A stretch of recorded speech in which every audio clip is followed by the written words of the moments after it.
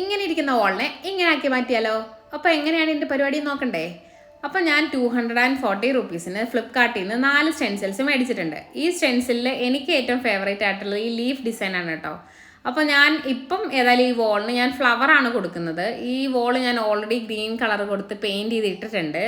Paint ചെയ്തിട്ട് പിറ്റേ ദിവസമാണ് ഞാൻ നമ്മുടെ ഈ വാൾപേപ്പർ പോലെ ഈ ഫ്ലവർ ഡിസൈൻ കൊടുക്കുന്നത് കേട്ടോ. കാരണം നന്നായിട്ട് പെയിൻ്റൊക്കെ ഒന്ന് ഉണങ്ങിയിട്ട് ഈ സ്റ്റെൻസിലിൻ്റെ 4 വശത്തായിട്ട് മാസ്കിംഗ് ടേപ്പ് ഒട്ടിച്ച് കൊടുത്തിട്ട് നമുക്ക് കോൺട്രാസ്റ്റ് കൊടുക്കാൻ ഉദ്ദേശിക്കുന്ന പെയിൻറ്റ് ഏതാണെന്ന് വെച്ചാൽ നമ്മളത് കൊടുക്കുക. ഞാനിവിടെ വൈറ്റാണ് അടിക്കുന്നത്.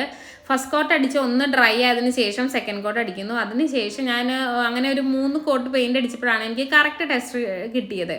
ഇതിൽ ഈ ഫ്ലവറൊന്നും അത്ര പെർഫെക്റ്റ് ആയിട്ടൊന്നും കിട്ടത്തില്ല. നമ്മളപ്പോൾ ബാക്ക്ഗ്രൗണ്ടിൽ അടിച്ചേക്കുന്ന ഗ്രീൻ കളർ വെച്ച് ഇതിൻ്റെ എഡ്ജൊക്കെ നമ്മൾ നല്ലതായിട്ടൊന്ന് ടച്ച് ചെയ്ത് കൊടുക്കുമ്പോഴാണ് അതിൻ്റെ ഒരു പെർഫെക്ഷൻ കറക്റ്റായിട്ട് കിട്ടുകയുള്ളൂ. അപ്പോൾ മൊത്തത്തിൽ പറഞ്ഞാൽ എനിക്ക് നല്ല ഇഷ്ടമായി. അതിൻ്റെ ഇടയ്ക്ക് ഞാൻ ആ ബട്ടർഫ്ലൈസിനെയും കൂടെ 1-2 അവിടെ ഇവിടെയൊക്കെ ആഡ് ചെയ്ത് കൊടുത്തിട്ടുണ്ട്. അപ്പോൾ ഇതാണ് ആ ഫൈനൽ ലുക്ക് കേട്ടോ. പെയിൻറ്റിംഗ് ഒക്കെ കഴിഞ്ഞപ്പം അടിപൊളിയായിട്ടില്ലേ? എനിക്ക് ഭയങ്കര ഇഷ്ടമായി. നിങ്ങൾക്ക് ഇഷ്ടമായിട്ടുണ്ടെന്ന് കമൻറ്റിൽ അറിയിക്കൂ.